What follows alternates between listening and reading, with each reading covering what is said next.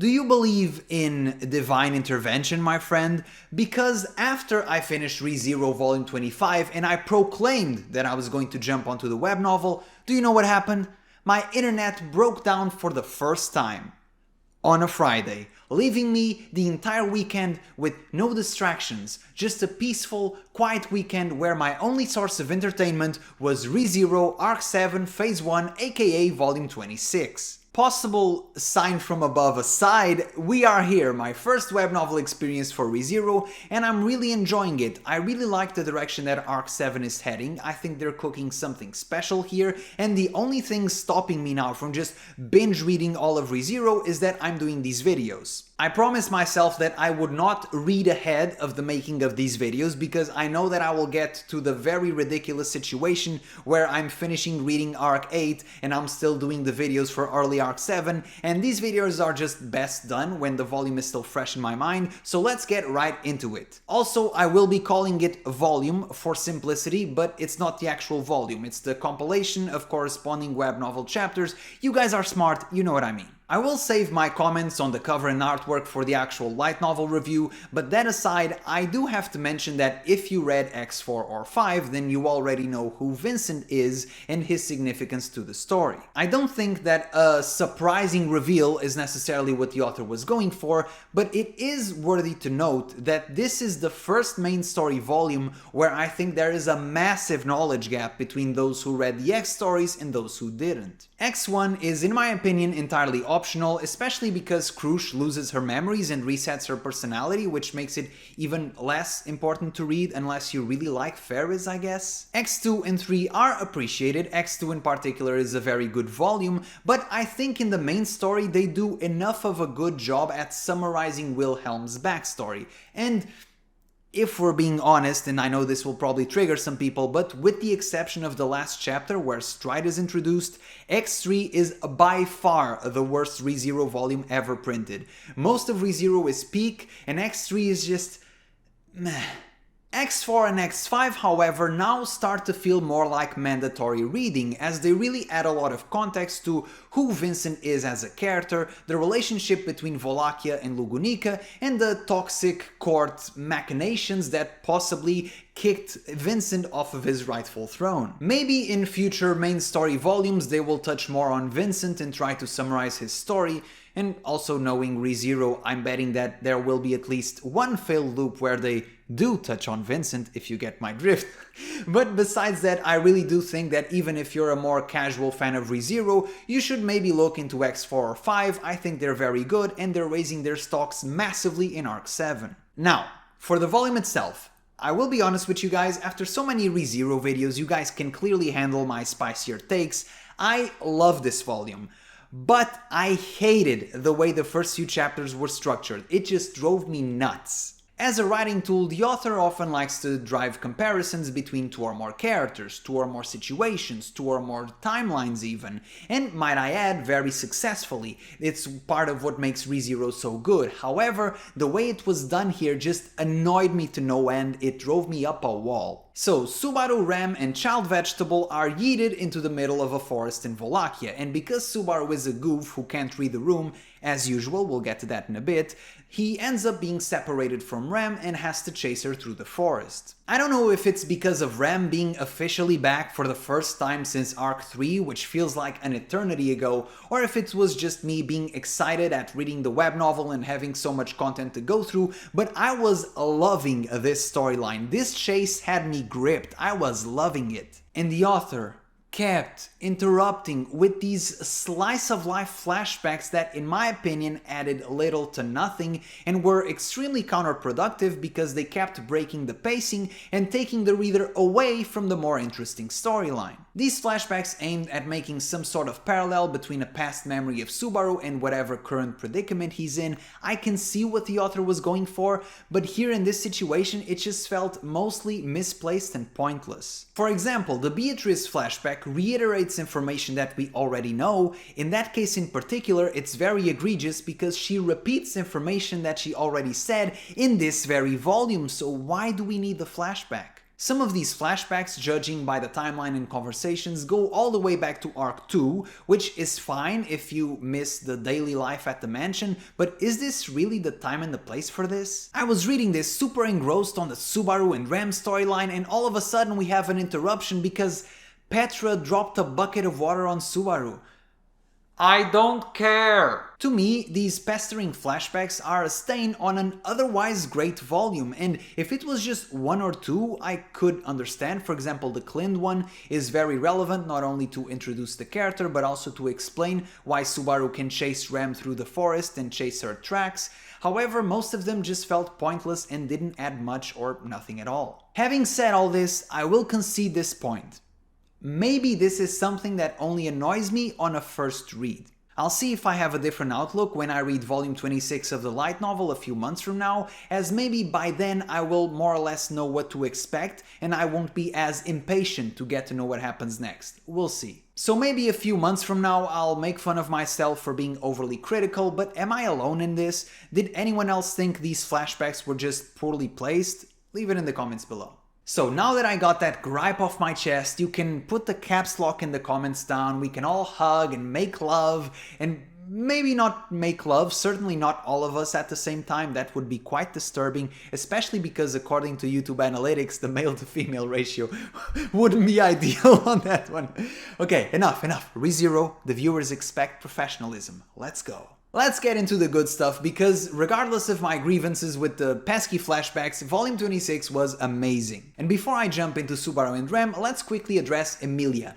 And this is like a metaphor for the series as a whole. The fans want to see Subaru and Rem, but Emilia has to remind everyone that she's still here. And I'm such a hater today, it's the sleep deprivation, just don't pay it any mind. Right from the beginning of the volume, one line in particular really stood out to me, where Julius says, "The Divine Dragon's response to the crisis dawning upon us was simply magnificent. Currently, though, it seems to be keeping itself quite obedient and following Emilia-sama's instructions." Excuse me, what? They don't address it much after this, they just casually drop the bombshell and move on to other topics, but what does this mean? Is Volcanica now just Emilia's pet? Is he just following her around like she's the Pokemon master and Volcanica is her Alzheimer's Charizard? It is a testament to how invested I was in the main storyline that this sort of managed to slip under the radar, but make no mistake, I did not forget, and I want to know what this is all about. If I had to guess, I don't think Emilia will be able to just parade Volcanica around because he has some sort of pact or promise or something that compels him to be at the tower, but it would be pretty funny if she just strolled into the royal capital like, "Hey guys, meet my new pet." If she actually managed to bring Volcanica around, isn't the royal selection just over by that point? We have a candidate with brain damage, a candidate that's too young and small to even ride a roller coaster, another candidate that's an illegal immigrant that's sponsored by a knight nobody remembers, how convenient, and then we have Priscilla, which her ego could be its own kingdom. I don't think it will happen, but if Emilia could actually just bring Volcanica around like her own Pokemon, then her approval numbers would be off the charts. On a more serious note, they mentioned that they will use the dragon's blood to cure the people back at Pristella. And what else can you do with the dragon juice? Can you heal Krush, for example? Can you heal Subaru? Does he even want to heal his leg after he just got a new hand with his own curse? Would he even want that? So many questions. And Emilia really managed to shine with her cool decision making under pressure. Her unbreakable, perhaps naive, trust on Subaru really allowed her to trust in him and make the more difficult decision. Emilia has always been a softie, she's always been very kind-hearted, but I don't think that's the single most defining characteristic of a good leader. It's good that she's now managing to display more leader qualities and act as an actual person that can one day, perhaps, lead Lugunica. Now, let's get into the adventures of Subaru and Rem, and if you saw my review for volume 25, then you know I called it "Subaru is such an idiot." Rem is dizzy and confused, she doesn't know where she is, she has no memories of anything, even herself, and then there's this weird and smelly dude that's saying he's her hero? What?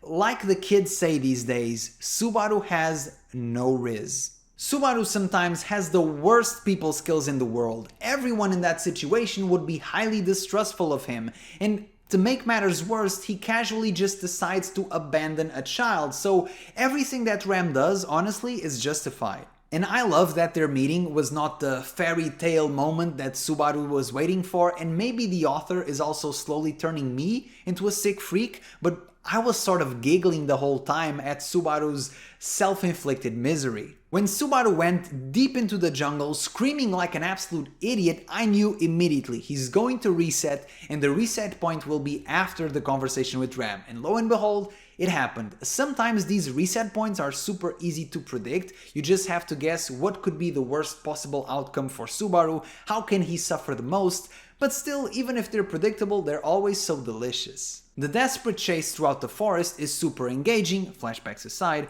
and unless I'm forgetting something, it's the first time the author does an extended chase scene like this. I'm not counting, for example, Betelgeuse's chase of Subaru in Arc 3, that was relatively short. This chase scene was quite long, but I loved it, it was very good. There's the physical aspect of Rem being stronger, and probably smarter, but she has her legs handicapped and also has to take care of baby Louie, and meanwhile Subaru has the movement advantage, but he has to be careful because he's not as resilient. There's the psychological aspect where Rem and Subaru are both trying to mind game each other, but Subaru has a knowledge advantage because he knows what Rem's personality is like. He can have a better mental model of what she will likely do. There's a big sense of urgency and tension throughout this whole chase because they don't know where they are, they don't know what dangers lurk in this forest, the forest is clearly dangerous. Subaru has to get Rem to safety as fast as possible, and there's a non-zero chance that Louie decides to wake up and have lunch. The tension between the characters, the stakes, the pacing, I absolutely love this chase scene, it was great. Rem in this volume is a bit different from the Rem we last saw in Arc 3, while still having some of her notable character traits. Much like we saw in Arcs 2 and 3, Rem is smart and capable, but she can be quite impulsive and driven by emotion in stressful situations, and she makes quite a few rash decisions in this volume, most of which just involve Subaru suffering more. She's a good and kind person at heart with a strong sense of justice. One could argue that going through a forest without the use of your legs while taking care of a dumb child while not remembering anything is probably not the most rational choice, and yet she does it anyway. Where her personality shifts the most is in her confidence. Because she doesn't have her memories, she no longer has her inferiority complex with her sister, which ironically makes a lot of her dialogue and banter quite resemble Rum, which is something even noted by Subaru. She already had some funny comebacks in Arc 2 when she didn't like Subaru, but here she is actually packing some heat that would make Big Sister proud. For example, Subaru says, "Think, me or the hunter or the snake, which one is more preferable right now?" To which she replies, "If I could communicate with it, then it's the snake." Rem as a blank slate is more assertive and less of a pushover, which I'm not complaining because Rum is one of my favorite characters.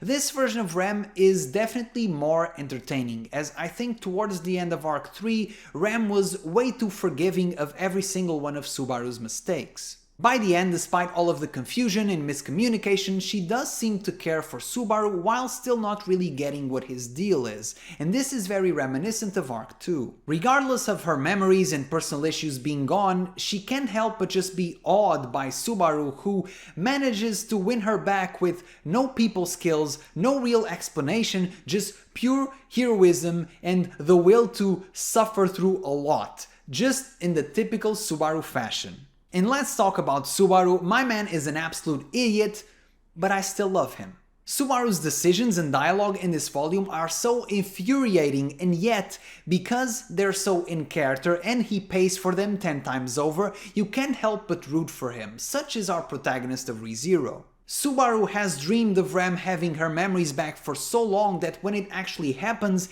he gets emotionally overwhelmed and ends up saying all the wrong things. Yes, Subaru, you were her hero, but she doesn't remember you. Maybe try not to sound like a creep? Yes, Subaru, Louie is evil, but Rem doesn't know that. Maybe try not to look like a cold-hearted bastard? Much like a literal scene in this volume, Subaru keeps verbally putting his foot in his mouth to a point where it's almost infuriating. Ha, alright, but you should know this. The only reason I'm carrying this person is not because I want to, but because it's for you. To which Rem replies, what in the world is compelling you to say stuff like that? And she's right. She doesn't know! Stop it! Subaru goes out of his way multiple times to say mean things towards Louis without ever clarifying the situation, and it just makes me wonder if he's actually thinking at all. In the first loop at the military camp, I thought to myself, okay, it's GG, they're in the same tent, they are going to sleep in the same space, they can just sit down and have a conversation where Subaru explains everything. And yet, he didn't explain anything. Why? And when Subaru tries to talk to Rem about Louis, he does it in the most awkward, strange Subaru way possible. He talks about her smell, like her smell, bro, who cares? Just say that she's one of the people, one of the reasons why she doesn't have any memories. That will really perk up her attention. At one point, I was getting so frustrated with Subaru that I even felt a personal connection with the translator, who had the following line. Subaru, the person who had the complete set of ignorance, incompetence, impotence, and incautiousness. And damn, bro. Impotence? The translator is going after Subaru's little general, or so I thought. But then I realized the word in English does have more than one meaning, so Subaru's little general gets to live another day. I think Subaru's awful communication in this volume can be overlooked by the fact that he was emotionally overwhelmed, he was very stressed and still having a lot of psychological damage from Arc 6, and also everything just went by in a rush. He can be quite a bad communicator. A Subaru as a person is quite awkward at times. Having said all this, ReZero has many dialogue scenes where characters just let out their feelings. They're just completely honest, they open up, they explain everything, and I think these scenes can be quite cheesy and melodramatic, but in ReZero they feel earned, and the characters always execute them so well. So now that the crew is all together and they have a brief moment of rest in the village of Shudrak, if Subaru doesn't just sit Rem down and explain to her the full story, I'm going to lose my mind! Especially because he hasn't even really told her anything. She doesn't even know she has a twin sister yet. That should be an important detail to tell. I have really high hopes for the next volume because to me this important conversation needs to happen fast or else it starts going into nonsensical territory, and I think they can do it one of two ways. They either skip the long explanation and have only Rem's reaction at the end, or they have Rem's reaction live while Subaru is retelling all the things she needs to know about, which can go quite long but can also be very rewarding to read. In any case, I'm trusting the author will do a good job, and I hope that Rem can get some explanation as to what's going on. And while we're at it, if I were Subaru, I would just say the following. Listen, Shudrak ladies, you're all phenomenal warriors, but that child right there, she's the devil. Lock her up, lose the keys. And by the way, do you have any young-looking person in this village that's actually hundreds of years old and is bound by a pact or promise that she made and it's really eating her up inside? Just asking for a friend. No young-looking old lady will ever escape Subaru. Despite all of the goofs in the communication department, Subaru does an incredible job at everything else, and boy, in this volume, does he go through hell. All those resets were not in vain. My boy Subaru is mentally resilient. He's just built different.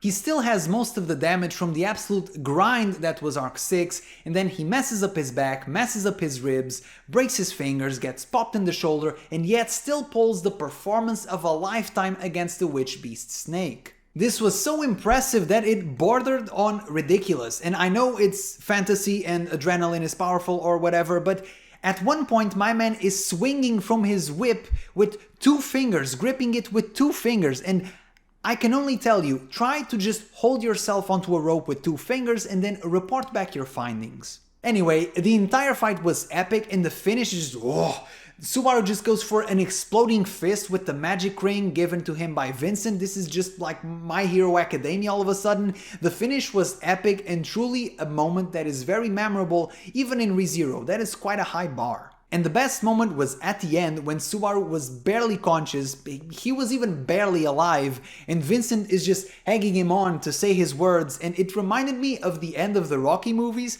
where Rocky is all busted open like, Adrian, Adrian! This moment reminded me so much of that, where Subaru is just, Rem, save Rem! And it felt so funny because the moment was epic and very emotional, but me visualizing this in my head, I was just giggling. I can't wait to see this animated. It's going to be great. I think that Subaru as a protagonist, especially comparing with the usual isekai protagonist, is very flawed, but he feels very human, and that's what's so good about him. He learns from his mistakes, but he always finds a way to make new ones, and it's also his flaws that highlight his qualities. Subaru isn't always perfect, and he doesn't always say the right thing, and he can't always save everybody, but he's going to put himself through hell trying. The conversation where he says to Vincent that he won't sacrifice anything else except himself would seem incredibly naive from any other character, but we as a reader know just what Subaru is willing to go through to make that true. He has this almost toxic hero syndrome where he wants everybody to make it out okay, even the people of Shudrak, which he has no connection to, even the soldiers that mistreated him and Rem. Subaru is an absolute maniac and one of my absolute favorite protagonists in all of fiction. Yes, ReZero has many compelling storylines like the Witch Cult, the Royal Selection, even Al for example, but to me what really keeps me coming back, what really eggs me on to read so much of ReZero is Subaru. And also his awkward interactions and personal failures of communication are unfortunately very relatable to me. In this volume, we are introduced to a bunch of new characters, so let's touch on them briefly. The Shudrak ladies are absolutely stunning, and hey, I mean only the adult ones, okay? Only the adult ones. Those abs on Mazelda, for example, you could grate cheese on those abs.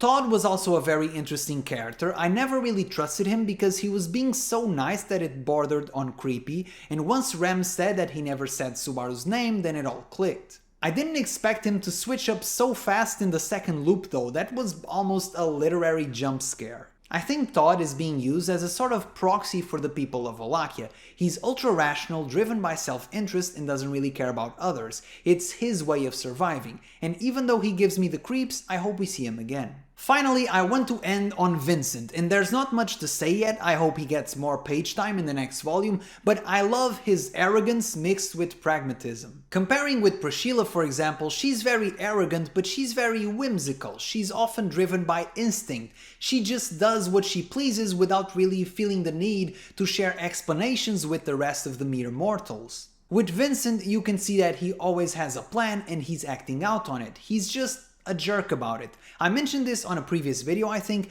but Vincent really reminds me of Gilgamesh from Fate, just hopefully less evil. And I absolutely love the relationship between Subaru and Vincent, it's just so funny. Subaru being socially unaware is what makes this relationship so compelling. He doesn't really treat him like an ex-emperor of Vollachia, he can't even sense that he's a sort of nobility, or at least at the beginning he didn't, and so he's just super honest with him, like saying he doesn't think his sword skills are very good, and this just makes for such hilarious banter. Their back and forth is always a mix of Subaru being very nonchalant and honest, and Vincent just replying in his own prickly way. For example, Subaru says, "A bell, huh? Guess you lived," to which he replies, "Naturally, I am much more level-headed than you." I don't know where this relationship is going, as Vincent ends the volume triumphantly saying this: "Since you have survived after all, I shall have you accompany me, Natsuki Subaru, to take back the Vollachian Empire into these hands of mine." But why would Subaru go with Vincent to help him retake his empire? Why would he go on a side quest? Shouldn't his priority be to get himself and Rem back to safety in Lugunica as fast as possible? I don't see where their interests would align. I can see, for example, them being very deep in Vollachian territory and having to stick with Vincent for a little while longer. But why would Subaru go out of his way to help Vincent reclaim the throne? I'm very curious to see where this is all going. So this was my first web novel reading experience, and it was amazing. If I had read this translated, I would thank the lovely folks at Witch Cult Translations, but I did no such thing. Actually, let's just keep it real for a bit here. Are the translations of the web novel actual copyright infringement? Because the light novel is a printed book, but the web novel is for free. It's just being translated. So if anyone actually knows, I'm genuinely curious. I don't know. And this was it. Quite a weird video. I don't know if it's sleep deprivation or not, but I went into many weird tangents. We talked about God, copyright, Subaru's small package, just a weird video all around, but I hope you guys enjoyed it. This was my first web novel review. I will be covering them all by volume or phase or whatever you want to call it. At some point I will eventually catch up with the most recent translations, but that should take a while, so we'll worry about that later. Until then, be sure to leave a like, subscribe, and ciao!